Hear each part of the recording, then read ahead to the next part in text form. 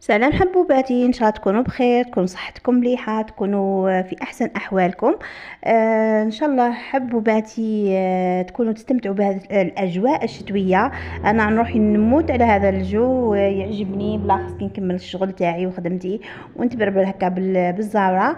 المهم اليوم جبت لكم مشروع مليح لبنات الماكثات في البيت. ننصحكم البنات تبداو تخدموا طوروا من مهاراتكم حبيباتي. شوفوا البنات كي تعودوا تخدموا، تخدموا كل شيء، ما تعرفوش مثلا قالت لك وحده ديري لي 2 كيلو تاع عيش، ديري لها 2 كيلو تاع عيش. وحده قالت لكم ديري لي كيلو تاع براج، ديري لها كيلو تاع براج.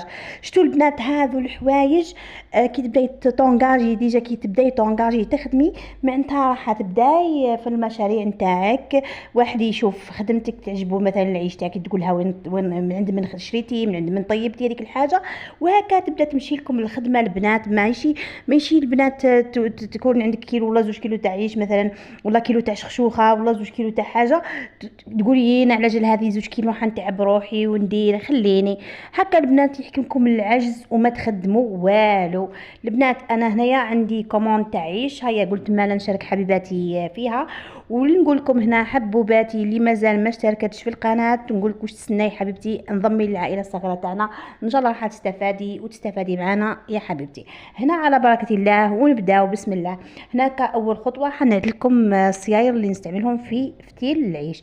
عندنا 2 صياير، انا نفتل بالصيار هذا تاع الزرع، حنا نقولوا صيار الزرع، اخرين يسميوه صيار العيش، كل واحد كيفاه يسميه. المهم هذاك الصيار الخشين خلاص فيه، ماذا يسميوه صيار الزرع. المهم البنات عينيه محلولين، عينيك يا عينيك. المهم حبيباتي هذا هو الصيار يعني اللي نستعملوه في الفتيل تاع العيش. وعندنا صيار اللي قل منه، يسموه صيار سقاط. سقاط اللي يكونوا عينيه شويه محلولين. هذو ما 2 صياير حبيباتي نستعملهم في فتيل العيش تاعنا.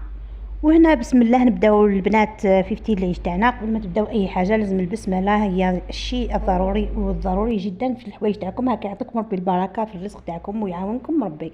المهم حبيباتي هنا كيما نعت لكم، احنا نقولوا له الحطان كيما تقول امي، ربي يحفظها حبيبتي، ربي يشافيها. نحطوا كميه من بربوشه تكون خشينه، والله عيش هذاك الرقيق يكون شوي خشين. المهم حاجه تكون خشينه البنات. كيما انا حطيت هنا بربوشه خشينه هي الحطان. وراح نجيبوا كميه من العيش. شوفوا النصيحه الاولى يعني اللي تاكدوا عليها انكم الدقيق اللي تفتلوا به العيش يكون دقيق رقيق رقيق خلاص البنات، كي الفارينه فهمتوا، يقولوا له دقاق، هو تاع دقيق يعني فهمتوني، او يتباع دقيق هذاك الرطب خلاص، ولا كان فيه شوي خشين صيروه البنات وديروا غير بالرطب. هنا كبدايه وكخطوه اولى رايحين البنات هذيك البربوشه تاعكم بكميه من الماء، وتخليوها كما نقولوا هكاك واحد 3 دقائق ولا يشرب هذيك البربوشه، تشرب هذيك الكميه تاعكم تاع الماء. وبعد هذا راكم تجيو تلقاوها شربت وتبداو تفتلوا العيش تاعكم. البنات سمحوا لي بزاف يعني، بين قوسين راني نكثر بزاف من كلمه البنات البنات البنات، عذرا ولا راحت فيا صنعه يعني. تالمون كيما نقري البنات في الكلاس كي ندير لهم حصه تاع الكاطو، نبقى البنات البنات على بها راحت فيا هذه الصنعه، عذرا اللي راهي ديرونجيها الكلمه هذه تسمح لي.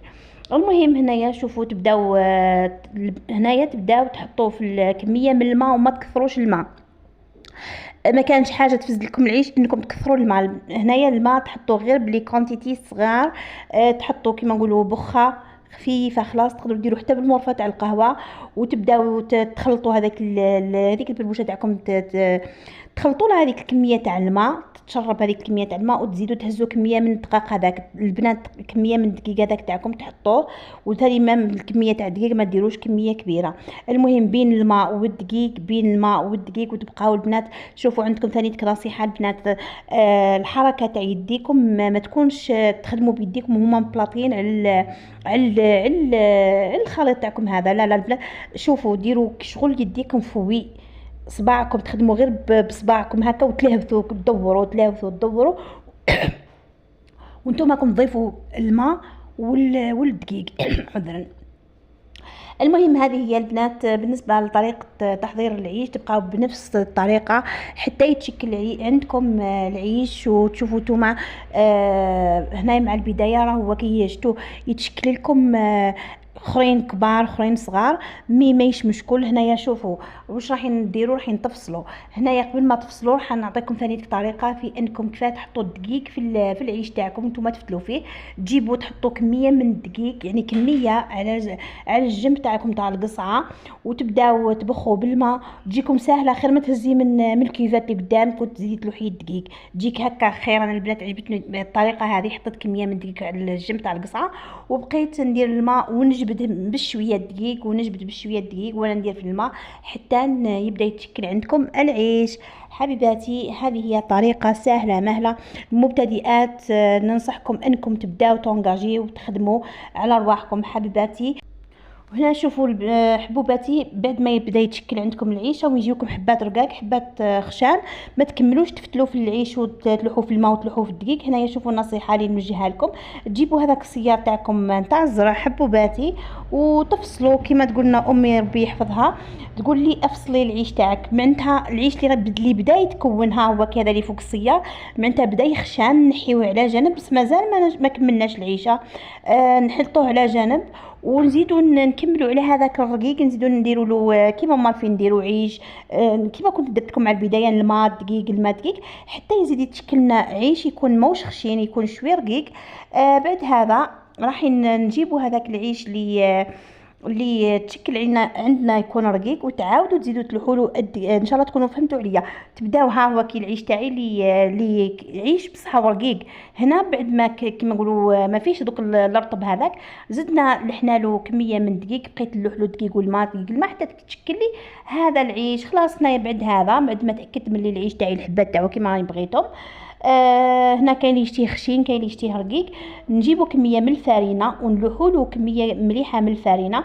وهنايا شوفوا البنات الخطوه هذه جد جد ضروريه في انكم تبرموا، احنا نقولوا نبرموا العيش تاعكم معناتها بهذه الحركه راح يتكركب معكم العيش تاعكم، وراح تتخلصوا من هذاك الدقيق اللي راهو محطوط على الغر كيما نقولوا في الحبات تاعكم تاع العيش، باش من بعد كي طيبوا العيش تاعكم ما يجيكمش فيه الفتات تاع الدقيق.